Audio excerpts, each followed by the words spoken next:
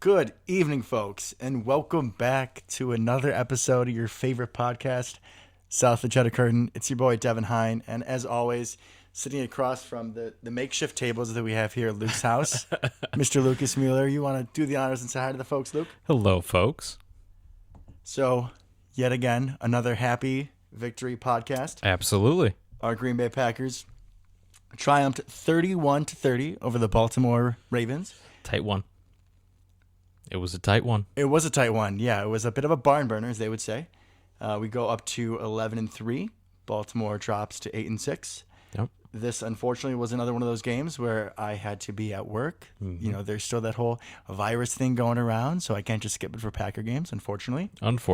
So, thankfully, my co-host is very good with text updates, except for the last 4 minutes of the game, in which There's a lot going on, man, all right? there was a lot going on, but you know, our friend JP, who we mentioned on the show, shout out to you as always.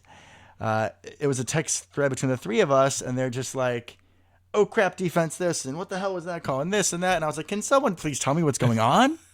Can I get a little info here, except for just negative emotions?" But all in all, we did pull out the win. We did. So as always, when it's you leading the analysis, because I missed the game, I want to have you start. And where would you like to start today, Luke? I think just overall, right? There seems to be a trend, right? And I don't want to lose sight of the fact that we won, right? We went into a difficult place to play in Baltimore. We faced a good backup quarterback. Tyler Huntley is a good backup quarterback. He could start for a lot of teams. And a hungry team. Very right? hungry team in the thick of the playoff hunt, right? Trying to win their division. Kind of a lot on the line here, right? For them, For definitely, them, yes. without a doubt for them. So I don't want to lose sight of all that. It's a very, very big win for us. Here comes a big butt, folks. There's a big but. Man, we really need to score in the first quarter sometimes.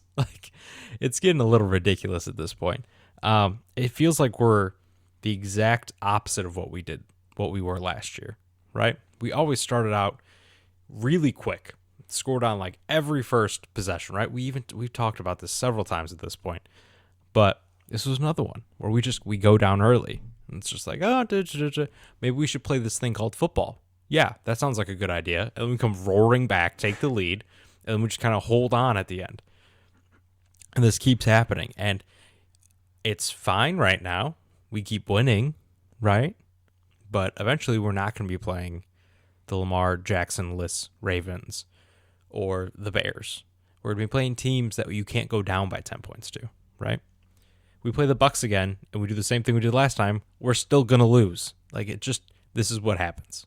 We can't go down like that to some of the top contenders. You need to put your best foot forward, right? With everything in life. Oh, we're getting deep here, folks. We are. But especially when you're the Green Bay Packers and have the greatest quarterback, potentially of all time. But what are you doing just starting, 3 and out all the time? All the time, especially coming off first drive for the Ravens, right?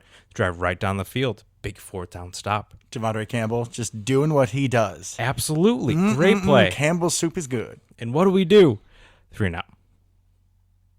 Was it on that first Packers drive where we had the miss to Devontae, or was that the second? Yeah, that was third down. Before we missed that kind of in the hole there in the cover two. So there seems to be a thought in Packer Nation that maybe the sluggish starts, forgive me, because this is, as you said, this is an ongoing trend. It is. Maybe it's due to the fact that Rodgers isn't really practicing. Yeah, I was thinking about that, and at this point, I don't really have anything else. Any other hypothesis? I don't know how much I buy that, though, at least on my side, right? No, it doesn't feel like that can be the reason. Think of how many times Aaron has made these throws. Right. And these aren't new receivers he's throwing to. No. I mean, even Lazard, MVS, some of the younger, quote unquote, comparatively, he's still been throwing to them for years. You know, he's not doing warm ups. He's not stretching at the facility and stuff during the week. You make it seem like he's just like a brick before the game. He's just chilling on the couch until it's 11:59. I should probably go roll out here. Throw the blanket off. Let's go put the helmet on. Let's throw a football. Yeah, that's not what he's doing. That's not what's happening. It feels like it, though, if we're being honest, because, man, we start slow week in and week out, and we can't keep doing this. Now, maybe we can get away with it this upcoming week, which we'll get into. Pretty much the rest of the regular season, we might be able to get away with it. But even, right, the Vikings game, good example of this. Again, like, come on, guys. Feels like almost every game we play, go down, fight back, hang on to the lead, occasionally lose the lead. It's just back and forth, back and forth. It doesn't need to be we are a better team than this, especially we're definitely a better offense than this. We got to do something, especially that first drive for the Ravens, real long, right? It was a long drive for them. It was essentially exclusively Mark Andrews, but long drive, defense gets off the field. Great job, guys. Go sit down.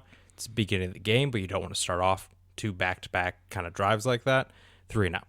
Put them right back on the field. Yeah, we didn't do him any favors there. Don't love that. Don't love it at all. You got to be good team players. Exactly. You got to be complimentary in some way, and we just weren't. Now, like I said, we don't want to lose the big picture here. The big picture is we won. You'll take every away win you can get. You don't really care how, right? Because we assume we're going to be great at Lambeau. It's just how many of those games can we win on the road, especially in a hard environment to play like Baltimore, right? Great fans, all that kind of thing. Really invested in the team. So good job, Packers. Good job. Good job, Packers. Now, correct me if I'm wrong. Okay. Because, as I said earlier, I missed the game, so I'm getting texts from you, trying to see what I can while I'm at work, watching highlights afterwards. I didn't see any muffs on special teams. You did not. So, little victory there? Yeah, I'll gladly take that. I heard that they put Kevin King and Douglas, and I want to say Lazard out there. So we're kind of putting our guys with a little more experience, which also means they're more valuable to the team. So that makes you a little bit nervous. A little bit nervous. You don't want to get a kind of a freak injury on special teams to one of your core guys, yeah. But also, you can't play the what-if game, right? Right. We can't have special teams continue to cost us games. Yeah, if you don't have guys that can play out there, we're going to give up points. Right. So we can't be shooting ourselves in the foot with that. No, we can't, but you bring up a good point. Special teams was solid. Mason, Silver Fox, Crosby, looked 1 great for 1. again. We'll take it. We'll take it. All kicks were in bounds, 2 on kickoffs? All kicks were in bounds. None of the field goals even made me nervous. There was only 1. At this point, they went through the uprights. I'm good. But extra points, sometimes he gets a little shaky on those, He'll make them, but, we start creeping towards that left upright. Gets a little closer comfort. Yeah. Nope, not this time. Just drilling him. Looked good. Our boy, Borquez, he had a couple not great punts. But, we'll give him a pass this week.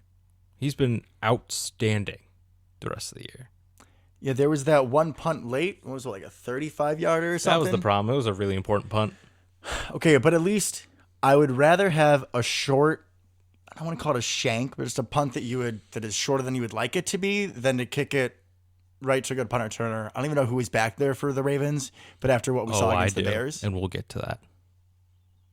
Oh, I want to know now who was back there for the Ravens. Devin Duvernay, who was my draft crush 2 years ago. Because, right, let's think about it for a second. We took Jordan Love, right? Everybody wanted a wide receiver in the first round. We didn't take one. Second round. We don't take one. We take A.J. Dillon. People are like, what is going on, man?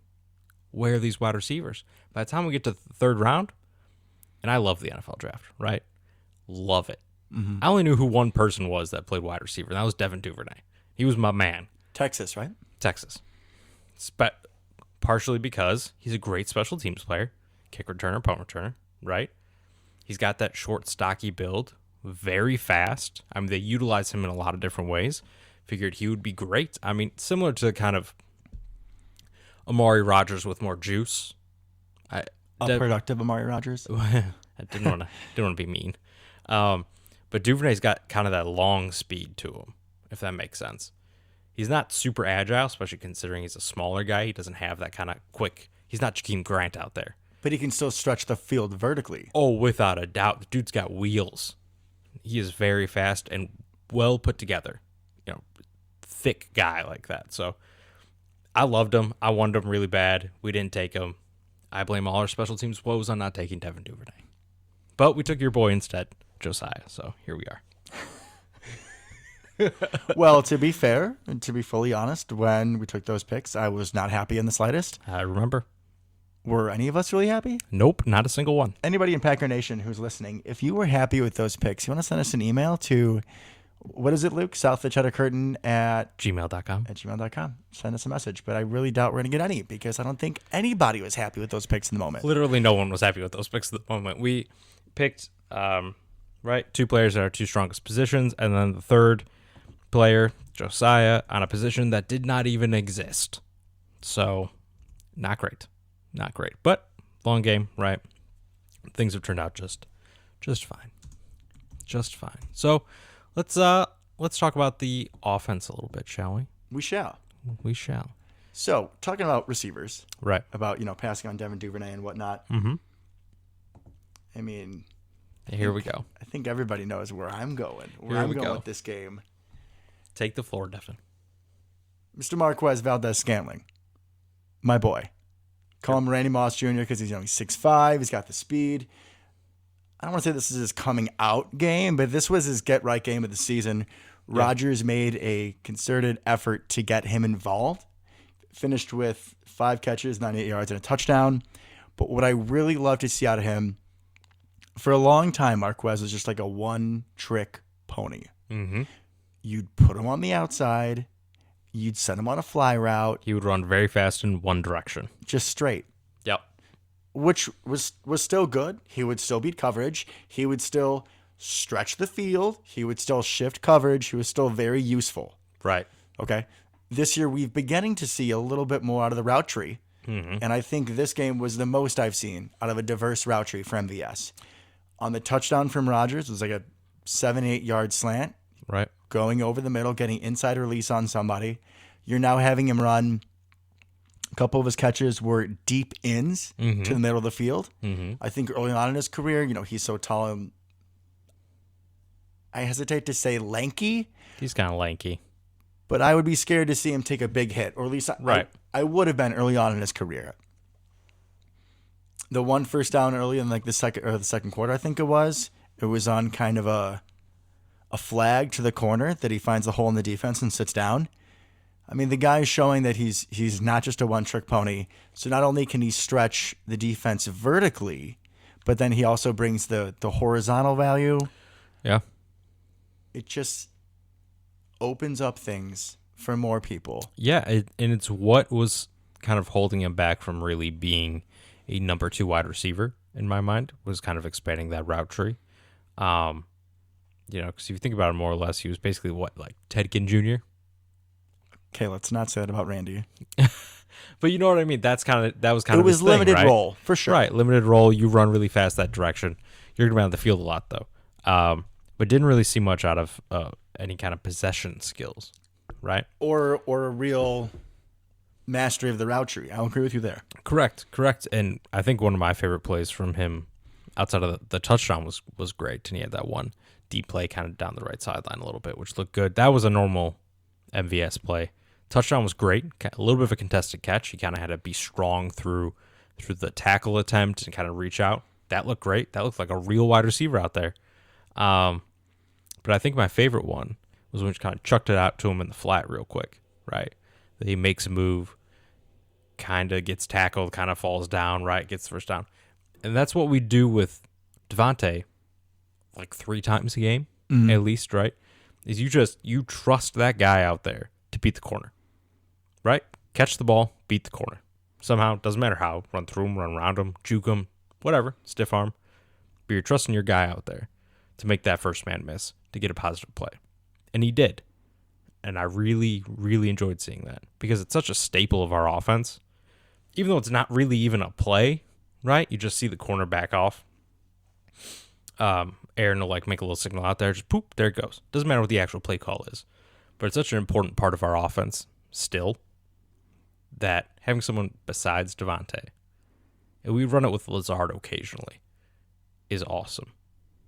Just kind of shows the trust and the maturity he's reaching at this point. And hopefully, this will just be a building block. I want to see more of this going forward. Yeah, definitely. I mean, we always talk about, especially with this team this year, people go down with injury and other guys have opportunities to step up. We talked about Cobb being out, so all the other receivers besides Devontae got more snaps. Right. And I think that since Cobb has been out, I mean, obviously this was Marquez's game. Lazard had a big game last week. He still did nice things this week. Mm-hmm. Guys are stepping up when they've been given their opportunities. Devontae did have a good game, 6 for 44. He had the nasty touchdown, which we're going to get to. Oof. But this just felt like a game where everybody did something in the passing game. Yeah, I would agree with that, including Big Dog. Big Dog. I mean, Big Dog was out there just stealing people's souls. Mercedes Lewis, for those of you who don't know, who is And if you don't 44, know, 45 years old at this point? I mean, he's like at least retirement age. I mean, he's getting AARP things sent to him in the mail, without a doubt. I was so bummed. He almost had a touchdown. He just couldn't quite get through the guy. And the fact that he's out there spinning people and juking, not just his usual truck stick. I mean, the man's got some diversity. Which is hilarious, given that it's like a slow-mo juke, but dude can stop on a dime. I don't know how. Especially, he's big. He's a big guy. But you wouldn't expect it. You really wouldn't. So you put it on film, and I know I'm a repeating record, folks, but then if you're a defender next week, in the coming weeks, and you have Mercedes Lewis trucking at you, A, good luck, but B, maybe he's not going to truck you. Maybe he's going to spin you. Maybe you're going to get spun by a 38-year-old tight end and be on SportsCenter for years. Embarrassing. Think about that. Right? And I think that's probably where some of the juke success comes from, right? Is that people are just flailing at his feet because they know they're going to die if they go up high. So I'm just going to kind of dive at their feet, and he's like, whoop, to the side real quick. I absolutely love Big Dog, and I love that he's somehow become like a legitimate part of the offense. Somehow. Well, I know how, obviously, Big Bob, R.I.P. But, man, I love it. I get so excited every time. Every time. And it's always on like that same naked bootleg, it feels like, where he's just the option, the flat if no one deep is open. Yeah, teams need to really start covering him. It's so consistent. I feel like people literally forget that he's not an offensive tackle. That may be the problem. It's about their size. He can sort of blend in. Yeah, 100%. 100%. Especially with all the chipping that we've been having him doing with our issues at tackle. It can be a little understandable they forget about him out there. Right. Especially when you have Devontae and Marquez and Lizard King and all the boys running around. You don't think it's the 38-year-old tight end who's going to hurt you. You don't. But there he goes. Exactly. Speaking of tight end, DeGuara doing some things. Oh, I got excited. Oh, no, we're going to go to him. Don't worry. Good. Again, DeGuara doing some things. 3 catches, 16 yards. He had one important one for a first down.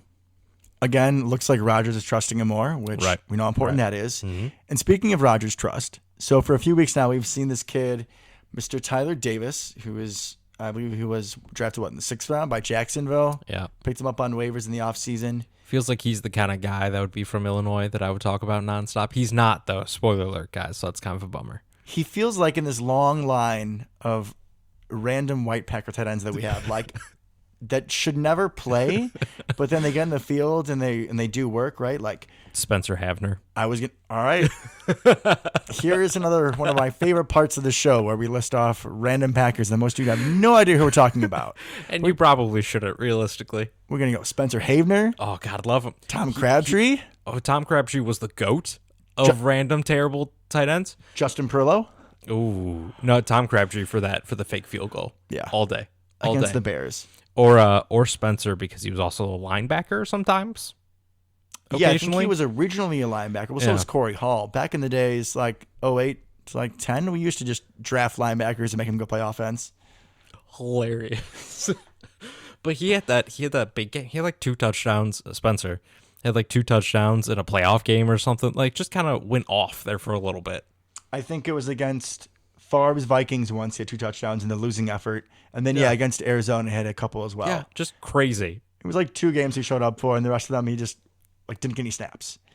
Yep. Either he killed it or he didn't play. There was nothing in the middle. Hey, and I respect that.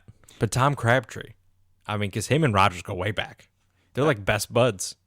Creed. I mean, I'm reeling you back in. All right, we get like a minute and a half cap. Man, I could talk about Tom Crabtree for a while. I understand that, so I'm bringing us back in. Okay. So back to the lineage, to what we're talking about this. Tyler Davis, this guy who I don't think is at a target yet this season. Rodgers hits him down the seam, which means like right down the middle, 22-yarder. And the kid caught it, took a shot, went down, came back up, throw him in the first down like he's Rob Gronkowski. Like he's done this 100 times. Right. He looked like Big Bob out there.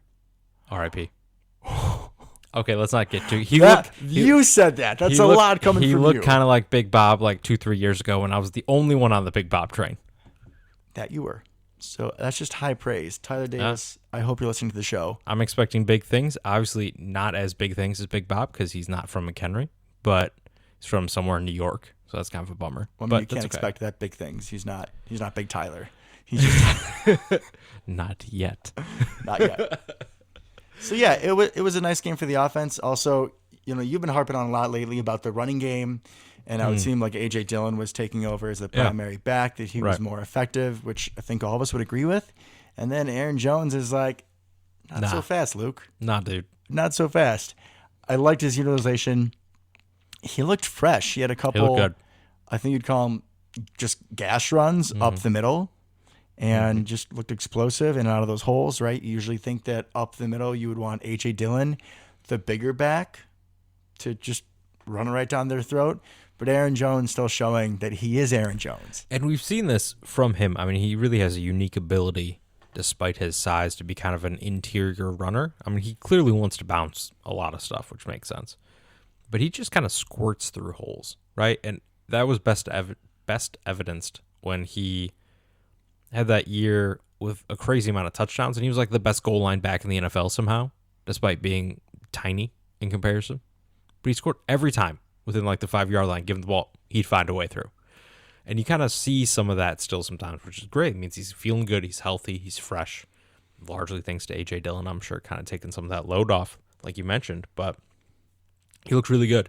Like you said, explosive. He didn't have any like crazy long runs, but we really just need the run game to be consistently a factor. Doesn't have to be huge. And something that's hard to remember, right, is like Baltimore had the number 1 rush defense in the league coming into this game. And something we should also remember is that I believe we had one opening day starter in the offensive line playing. And it was the 4th-round rookie, Royce Newman. Yeah. Precisely. And we still ran the ball, like you said, just well enough. Right. And that's all it is. Just make it be a factor. That's all you need. And then let Rodgers do his awesome guitar fakes and then roll out and dump it off to Big Bob or Big Dog. So that's clearly how we all win with the run game. That's how we all win. And I think, we should be getting both tackles back. Josh Myers may not happen. I'm still hoping for it. I don't think we've heard about Josh Myers like ever at this point. I hope he's still alive. Like I feel like we keep getting like box closed. He's practicing. Maybe we'll get Z back. It's like, do people forget that we have this center that hasn't played in a while? Yeah, the lack of news I think indicates that he is. No news is bad farthest news. away. In this situation, no news is bad news. No news is definitely bad news, which sucks because he was having a really promising rookie year. But that's okay. Another thing we've talked about with the offense, right, is the versatility with the running backs. It was a little bit on display again. Nothing crazy. I mean, they didn't have any really outstanding stats or anything receiving. But Aaron Jones had that beautiful little receiving touchdown once again where he just kind of like ends up in the flat and then just turns it up a little bit, wide open by himself in the end zone. Rodgers scrambles out to the left, just kind of flicks it to him. No one's anywhere near him. Just the intelligence that Aaron Jones has on some of these routes, just kind of break him off and find soft spots, is something you don't really see out of a running back. They don't work on this frequently. This isn't really their thing, right? But he has just kind of a really high football IQ to figure out where he needs to go to be most useful. Right? I want to go back to that play. So me watching the highlights, they unfortunately don't show replays. So from what you could tell, there was no, there wasn't a slip from a defensive back or a linebacker. He just found the soft spot, the extremely soft spot, because there was there were no defenders on screen. No, he just kind of slipped right behind that first level of defense, and that was it. It's the second week in a row he's done that, right? So just being smart enough to make that decision, not just kind of like standing there while covered, run to open ground. right? And that's what he did. And when you have a quarterback like Rodgers who will go off script like that, no problem. These past couple of years is the only time that I've been comfortable seeing receivers out wide, like in the shotgun formation. Yep. I usually feel like it's a waste, but I mean, our guys will make them pay if they're not being accounted for and treated seriously. Exactly. I mean, Aaron Jones, what a weapon. What a weapon, right? Even if the stats don't really show a crazy game, Aaron Jones and A.J. Dillon both had solid days. Solid days. To defense we go. To defense we go. So I have two major takeaways from defense from, Okay. I guess I could say three. Now I'm thinking of another one. And I did not, as we know, watch the game in its entirety. So one, I thought it was very noticeable that Kenny Clark was not playing. Yeah, that was rough. I mean, on a lot of these read option plays, on the option you have two options. You either go to the outside or you hand to the middle. And the plays where they ran to the middle, it's because Kenny Clark wasn't there. Right. Right? Like you really noticed that the offensive line was getting a much stronger push through the center of our defense, which would not have happened if Kenny Clark was there. Right. Devondre Campbell, I'm going to say wouldn't see a bad game against the run, but he was not able to act as freely because he wasn't able to roam as freely because he didn't have Kenny Clark taking up 2 or 3 blockers for him. Correct. He had a lot more people kind of in his face at the second level. So that was one thing I noticed was that. Yeah, we made Latavius Murray look useful, and that's never a good thing. Yeah. He was never really good. So that's just not okay. Never. We need to figure out how to cover tight ends. We'll get more in depth about it, but Mark Andrews going off for 136 and 2 touchdowns when it seemed like we knew that's who they were going to. Yeah, and he had 5 for 95 and 2 tuds at half. Yeah, he went off. He absolutely did. And while Marquise Brown also had 10 catches, it was like for 43 yards and just didn't feel comparable. There was that drive there towards the end, and without being able to watch the whole game, you probably didn't get quite the feel for it. But it was very odd watching it. It's like I think it was their second to last drive or something like that, and Stokes was playing off Marquise Brown. He's playing like 10 yards off. And they just threw it to Marquise Brown like 4 times in a row for 4 yards. So that's kind of where a lot of his stats came from. 4 plus 4 plus 4. This is literally what happened. It's a first like, down. It works. It just kept happening. And it was like, all right, well, clearly we're trying to not give up the big play, kind of make them earn getting back into this game a little bit. But the good news is that Stokes was there in a nanosecond, dropped him on the spot every time. So that was great. Love to see that kind of closing speed and then know what to do when you get there, right? You don't want, even if you close fast, you don't want Marquise Brown to just kind of spin out and poof, there he goes, because no one else is going to catch him besides Stokes, right? Mm-hmm. So that's kind of where the 10 for 43 comes from. You're completely fine with that, I think. Yeah, I'm happy with how they controlled him. My point was more so that it didn't feel, again, I didn't see the game in its entirety. Mm-hmm. So, of course, when I'm watching the 15-minute highlight reel they put together on NFL.com, which, by the way, shout out to them because I really appreciate their effort and all Absolutely. They do.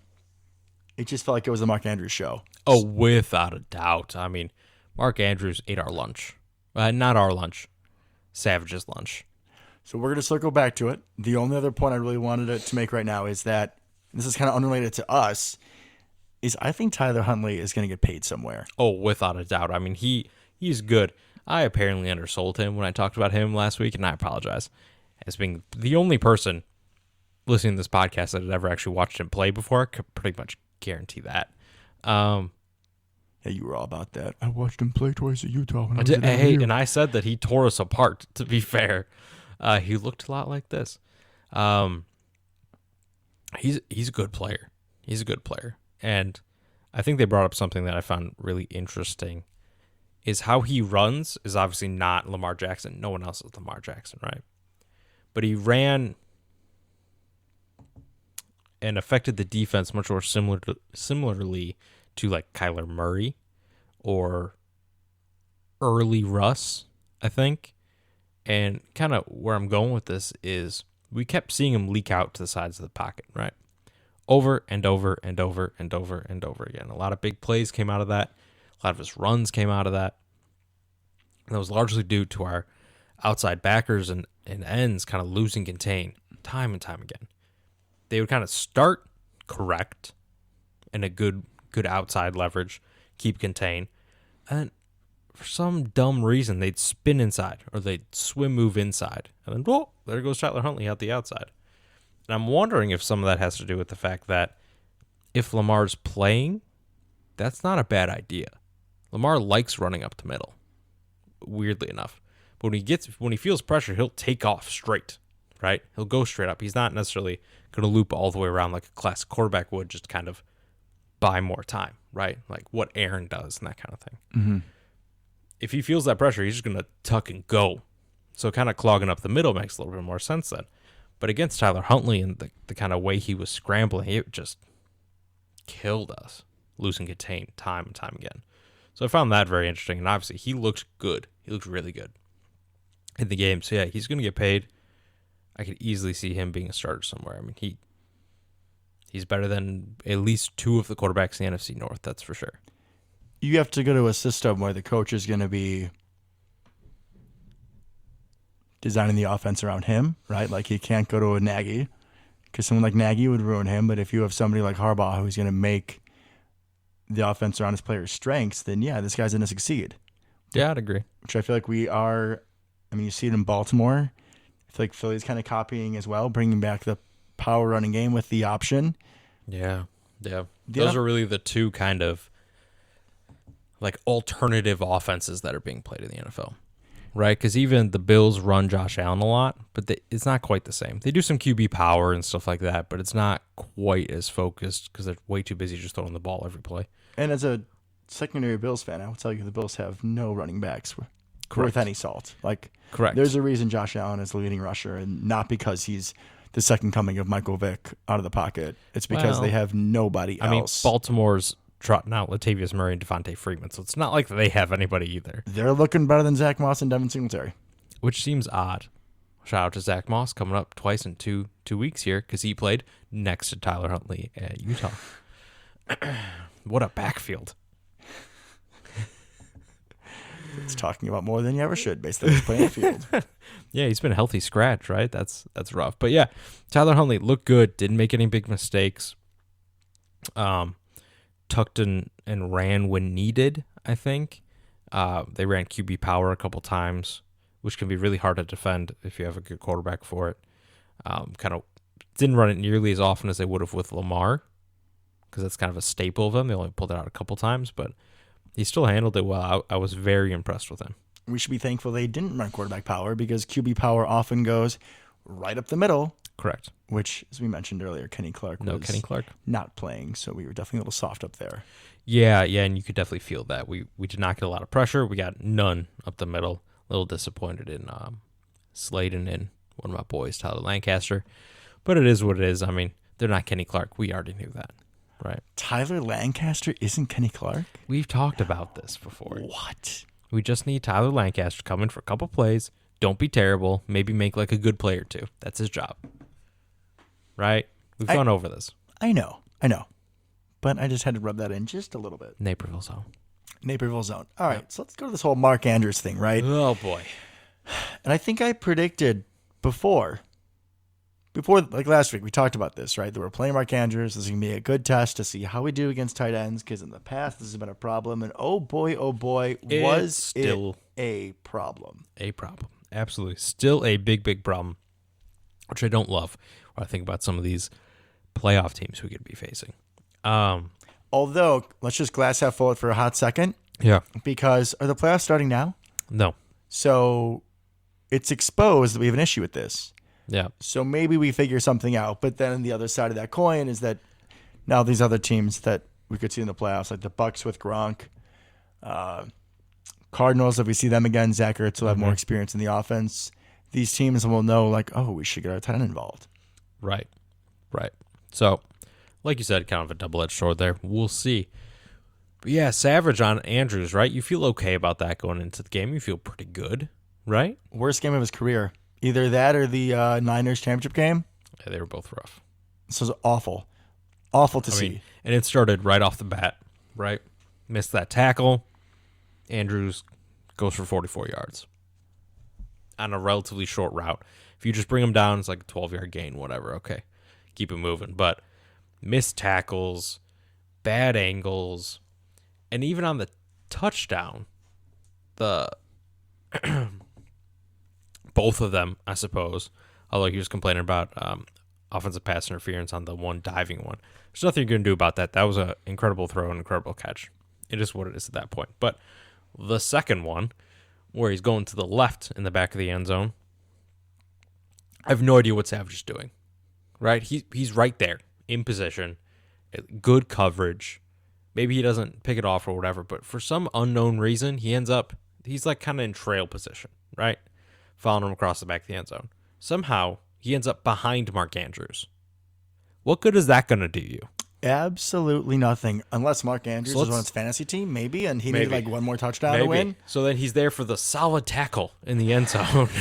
You know, I mean, that felt like a play where you're trying to limit the damage of the play, right? And you see that, and there's time and place for that to be the smart way to go about it, right? Not the time nor the place. Not in the end zone, where it doesn't matter if he gets tackled or not. It's going to be a touchdown. Like, you're going to have to try to undercut that, get into his hands somehow, something like that. But he just kind of like allowed himself to end up behind Mark Andrews when he was in good trail position. Maybe he doesn't make the play. Maybe it's a touchdown regardless, but didn't even try to really make a play on the ball. He was like, I'm just going to catch you when you fall down. Useless. Like you said, there's no explanation for that. There was a few plays in this game where it's like, okay, Luke and I played what? High school football? Yeah. Okay. And yeah, we're fans and we watch, but like if we know what to do in that situation, right, and you're a professional athlete whose livelihood and the ability to put food on your table is on stake, like, what are you doing? What are you doing, bro? You're not a rookie. This isn't your first game, Savage. No, and you've shown that you're a competent, good player. At times you've been great. I mean, the second half of last season he was a great player, right? There's been great moments this season when he's been attacking the ball on short routes. It seems, if I may, there were a couple of the plays that I did see. He's good at driving on the ball when it's like a short, let's just like a hitch route or something. He's good at driving on the receivers. He's attempting to make the catch, but he just seems to really struggle in key situations at locating and being in a good position to actually get the ball. Yeah, I mean, you can like pinpointing it, like somebody against Mark Andrews, right? He's a big physical guy, but some of these felt like they were lofters from Huntley, and he should have had an easy pick on. And how he didn't come away with it was just kind of baffling. He at least should have been able to attempt to make a play on the ball, right? Like the one I brought up is a good example of that, or at least try to knock it away, do something, right? Not just kind of let it happen. So yeah, I clearly, like I said, going into the game, I would have said, I feel okay about Savage on Andrews. Yeah, that's probably what I would do. That's what I would do too, right? That's probably one of your better options. So we tried Savage for most of the first half. Did not work. Didn't work, so we switched it up a little bit. Although, to go back for just a second. Of course. We should give Savage props for the game-saving tip. Although, that ball wasn't making it through to Andrews anyways. I think Stokes was in great position. He would have ended up with the PBU anyways. But I also laughed that we put Stokes on him. It's like, hey, you got to do what you got to do, man. Like, all right, everybody had a shot. Eric, it's your turn. Please don't mess up, kid. And you know what? He didn't. He didn't. He was right there. I agree. If somehow Savage doesn't make that play, Stokes is right there. I have confidence in the kid. Yeah, 100%. But that was kind of a hilarious play anyways. We haven't even really brought up the fact that that's how they lost, and how we won. But on that play, you probably saw it in the replays, right? The second the ball is snapped, Savage just sprints towards that spot. That was it. Like, the second the ball was snapped, he ignored everything and sprinted to that front corner. Just dead sprint. Dude's in the middle of the field when that play starts, and he makes the breakup there in the corner. I'm like, whew. Thank God that Huntley that there really was no one coming through the backside, because they would have been wide open. Neither here nor there. Savage recognized the play clearly and broke on that ball like we talked about, like you brought up. That's his strength right now. I think I want to see him keep evolving, but he broke on that ball, saw it, and then acted on it immediately, saved the game. So kudos to him for that. And also, kudos for him to be able to come back from such a bad game to make such an impactful play at the end. I was just going to say that. This game, life in general, is all about adversity and how you respond to it. We're getting deep again. Man, we got to.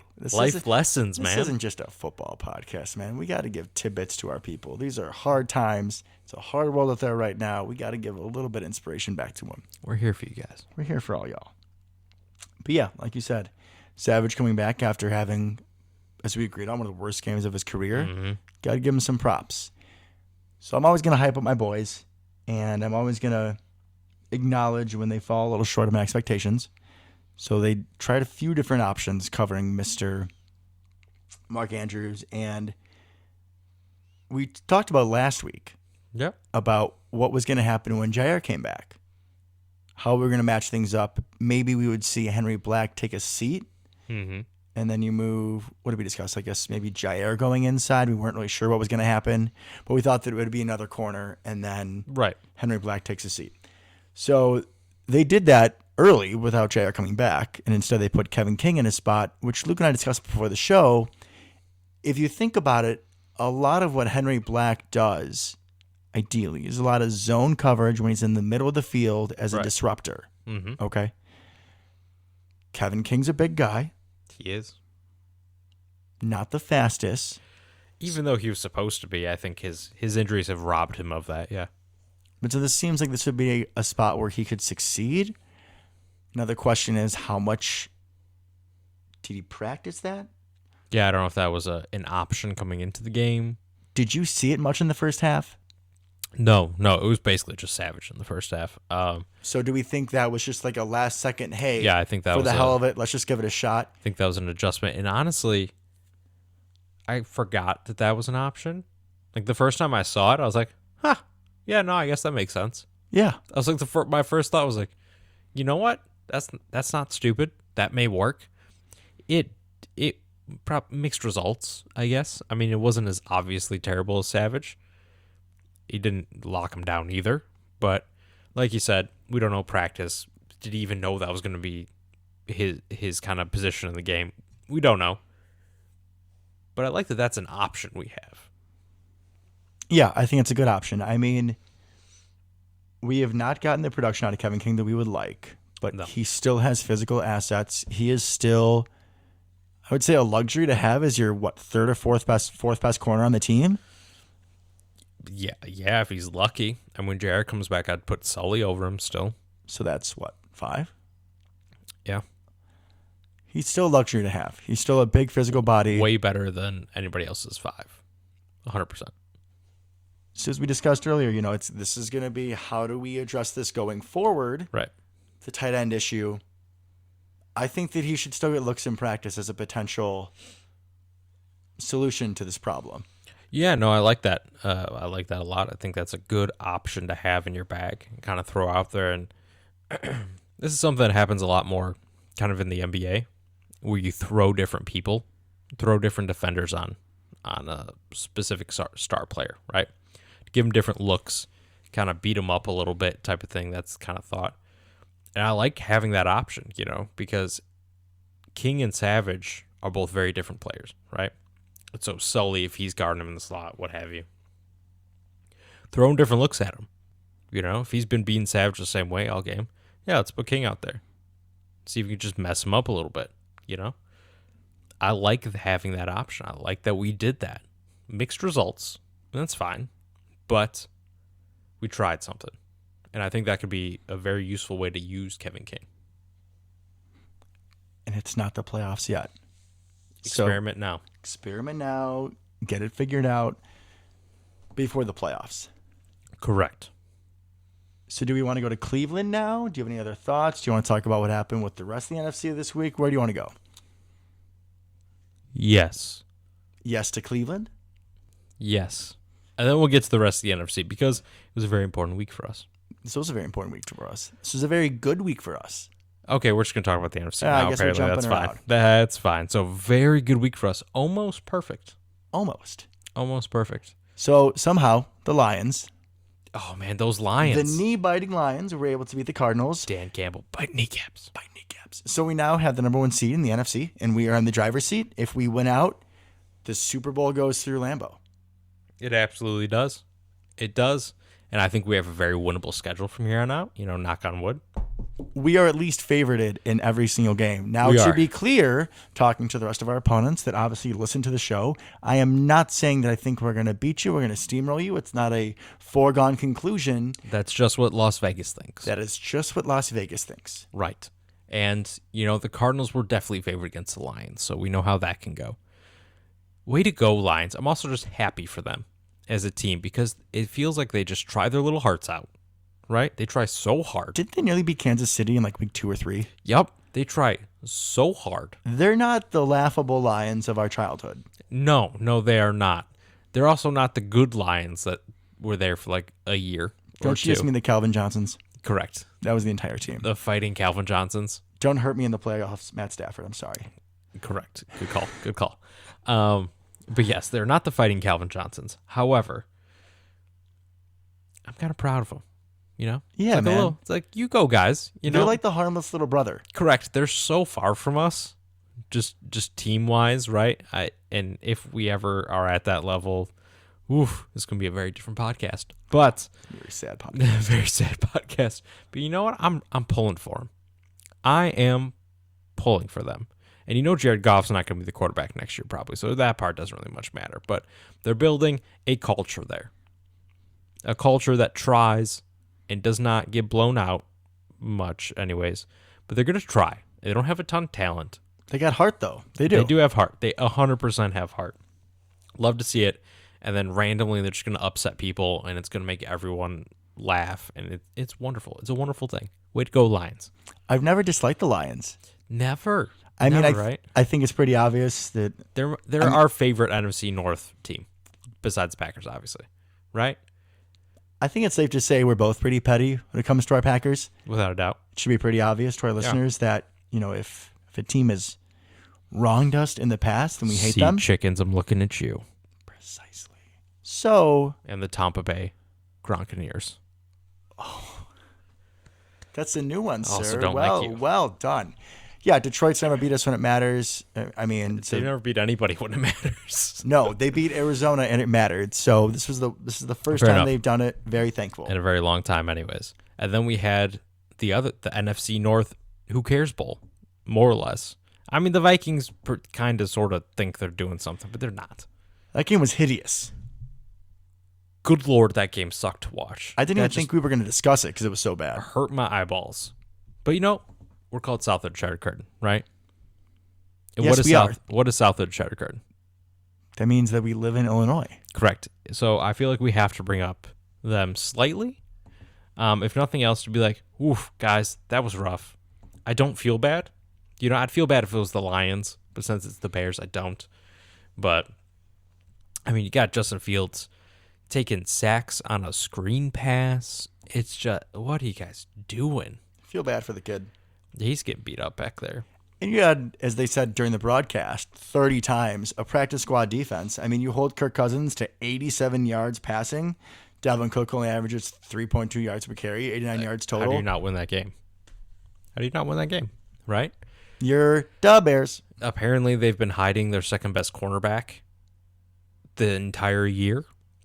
This kid, I think his name's Graham. He's like the 9th string cornerback. He comes out, and he's not terrible. I mean, and that's all I'm going to say about him, right? He just wasn't god-awful. They've been trotting out Vildor and all these people. They're just not good at football. Meanwhile, this kid comes out, plays great. It's like, are you just sabotaging yourself at this point? Like, what are you doing? What are you doing? Sabotaging themselves? That does not sound like the Bears that we know. No, never. I mean, David Montgomery, it felt like every time I looked up, had a 9-yard rush on first down.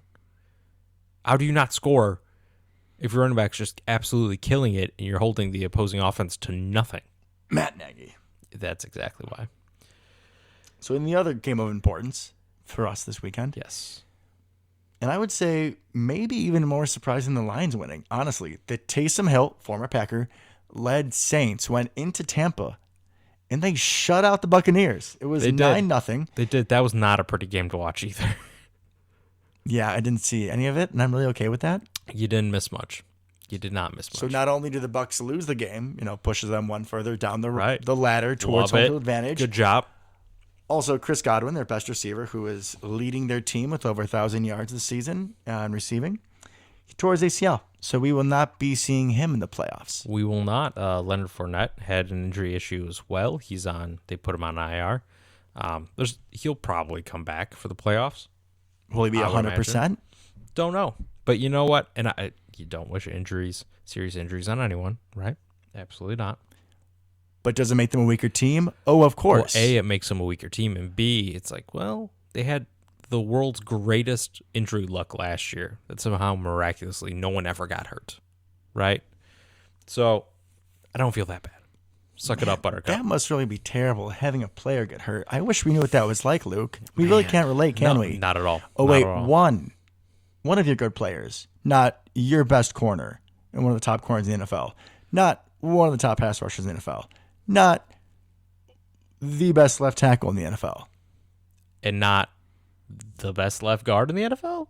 I mean, Elton's up there. He's definitely up there. My spiel was more about like, and we're all getting all these guys back. Yeah. Probably. At least the ones I listed. Myers, we've decided is potentially probably a no because we've heard nothing about Josh Myers, the center, whatsoever. He might be dead. There's a chance. Maybe he just comes back for the Super Bowl. Knock on wood if we make it. Hey, that'd be cool. I mean, it's in like, what, 2-3 months? It's a lot of time. It's in like a month and a week or two. Anyways, plenty of time. Math is hard. Plenty of time. This is a football podcast, folks, not a math show, all right? We only know how to count by 3s and 7s. 8s. 2s. That's all I got. Alrighty. So, it was a good week, right? Yeah, Cowboys won. That was about the only thing that didn't go according to plan. But really, don't care. I think us getting the number 1 seed is the most important thing. Without a doubt. Which, again, we are in position to have the number 1 seed. We still have to finish out our season, which brings us to our next matchup. It does. Christmas Day. Christmas Day, man. It feels good to have a game on Christmas Day. Little anecdote, real quick. Little story here. The first Packer game I ever went to was on Christmas Day. We, on Christmas Eve, my family does presents on Christmas Eve, right? And they handed out presents and handed out some envelopes, and I opened it up, and it was tickets to the Christmas Day game against the Bears in like 2006 or something. 2005? It might have been 2005. Did we win?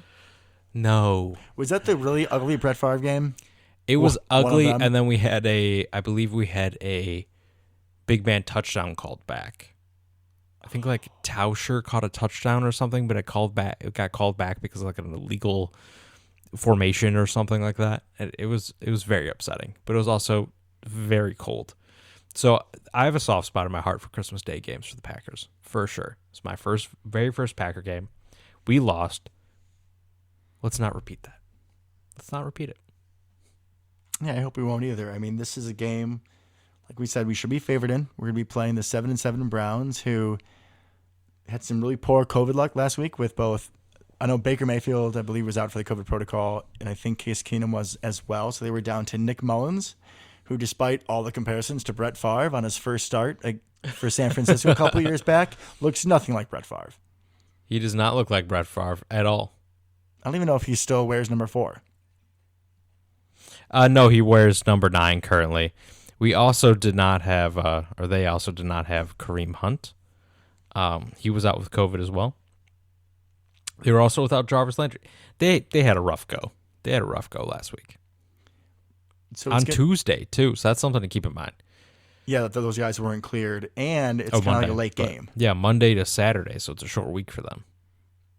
And with all the new COVID protocol, like we're not sure who's going to be back, right? I mean, on our end, we think Kenny Clark should be back. We expect him to be back, I think, but here's hoping. We could definitely use him, especially this game. I don't want to face Nick Chubb without Kenny Clark. I was just going to say Nick Chubb. Don't Want to see it. Yeah, that could be a long game if we don't have him. Yeah, especially if Kareem Hunt comes back. Because this is the backfield that probably is up there with ours, right? I would say. So, obviously we don't really know what's going to happen at quarterback. Baker's probably back. I know Kevin Stefanski got cleared today, I think. So they'll have their coach back. Second time he had COVID, I guess, right? Yeah, second time. Because he had it in the playoffs, too. Yep. Yeah, he did. So him and Sean Payton both I've had it twice, I believe. Austin Hooper's coming back for them. Pretty solid tight end. I was just gonna say they use their tight ends a lot in this offense between Hooper and Njoku and even Harrison Bryant. Like randomly do something. He will randomly do something, and David Njoku is definitely one of those guys that like I would always pick in Madden because he's big and fast, right? And he just hasn't really done it in the NFL. He's like he's like Jermichael Finley. That's a little mean to Jermichael, but he's a physical freak that you expect to be wonderful. Is Brandon Pettigrew a better comparison? Yeah, probably. Yeah, I just don't know, right? Anyways, we get to see our boy J.C. Treader, former Packer. Man, that got kicked out for Corey Linsley. Also former Packer. We really go through those centers pretty quick, don't we? That we do. Yeah, we don't really pair a lineman besides Bakhtiari. Correct. We really don't have to worry too much about their wide receiving core, right? They got Peoples-Jones is out there. Landry might be back. Not too scared of that. It's really just about the run game and that offensive line, and can we kind of match up with that? Without Kenny Clark. Hopefully he's back. And then Baker, he's Baker. I mean, you don't really know realistically what you're going to see week to week. You get good Baker, you get bad Baker. All the above. Who shows up. And I think, I don't know if they're officially out of playoff contention, but it feels like they have a very hard road. If they have any shot, they have to beat us. Yeah. Well, let's just not let that happen. I agree completely. I mean, I don't love the fact that we're gonna be playing against Myles Garrett. You could definitely do without that, because that could be a problem. I think we should be chipping to his side. Yeah, like every play. But I mean, we haven't let Big Dog chip on that side. I trust him. Because right, think about it. Who have been some of those edge rushers we played recently? Chandler Jones played when we played the Cardinals. Yeah, held him relatively in check. Robert Quinn played well against us. He had 2 sacks. He's having a great season, so I'd put him up there. I mean, Von Miller, he's not what he used to be, but he's still... Yeah, he didn't really do anything. Leonard Floyd. You got both of them with Donalds in the middle, so it's hard to double-team them. Yeah. So it's a different kind of comparison there playing that team, which, again, after the Rams week, what did we say? Did they even play? Did they do anything? Were they there? They are not Myles Garrett, though. Yeah, Myles Garrett's a man's man. He is a man's man.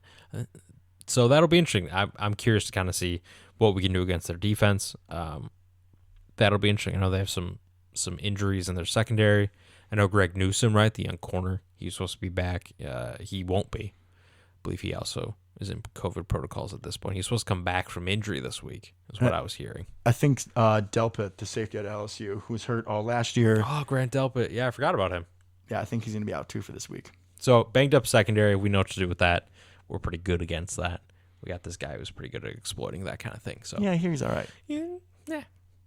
Best quarterback of all time. Sometimes, yeah. The GOAT. Anyways, so that'll be interesting. I think we should be able to kind of feast on their secondary. They're probably thinking they can feast on the run game. It'll be an interesting matchup, right? The Browns will definitely try to run it down our throat and then do ball control, keep it out of Rodgers' hands. Yep. So we have to be stout defensively. I would expect a lot of heavy boxes. Bring Amos or Savage down. Make Baker beat you with his arm.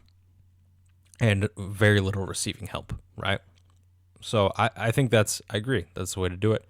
One thing, and this I don't think this could be emphasized enough, is if Baker's back, we could be seeing the 2 best ball handlers at the quarterback position in the NFL.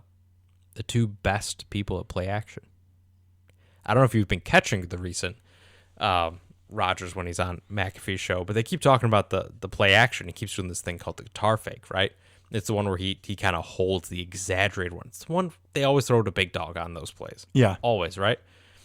And he shouted out that Baker Mayfield was probably one of his favorite people to watch do that. And would you like to know why? Of course I would. Because Alex Van Pelt, familiar name, right? Former Packers coach. Former Packers coach, is now on the Browns coaching staff. Wasn't that the quarterback coach that when he was fired, Rodgers was super salty about? Super pissed. And Alex Van Pelt was a quarterback at Pitt, and I guess one off season kind of sat Rodgers down and said, "You're going to get really good at play action fakes," and just showed him his own tape, which is hilarious, by the way, to just show your own tape to someone else when you're talking to Aaron Rodgers. But this was before This is probably before he was super good. Or Before at he was least- super good, yeah. Okay. Yeah. But so could be some great play action fakes. So just something for you guys to watch out for out there. Luke's got the little sneak peek for you guys. Yeah, just watch those play action fakes, man. They're gonna hold it, especially with that run game. Baker's gonna be trying to do some stuff, no doubt. And we're just gonna keep doing that Qatar fake, give it to Big Dog, he'll truck like 12 people. It's gonna be great. I'm looking forward to it. And we'll see if we can take advantage of their secondary, so like we did against Baltimore, because they were super banged up as well. Exactly. And they're kind of what Baltimore did, and we didn't even get into it too much, was they just put the entire defense on Devontae Adams at times. It was comical to watch. It was hilarious. Can we just circle back for 1 second before we end? Talking about guys that, how do you make it to the NFL and have this low football IQ?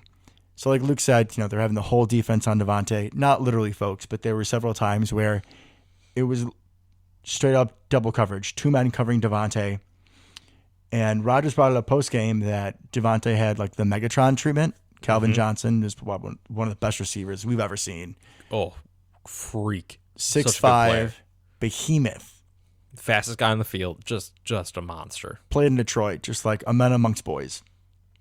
There's a very famous image of Calvin Johnson at the goal line, and there were 2 guys lined up against him. And Baltimore did pretty much the same thing. Right. But they had, when the team did against Calvin Johnson, they lined up on either side of him. So Calvin was in the middle, so you could defend, either the interior or the outside. You're playing both inside and outside shade. Precisely.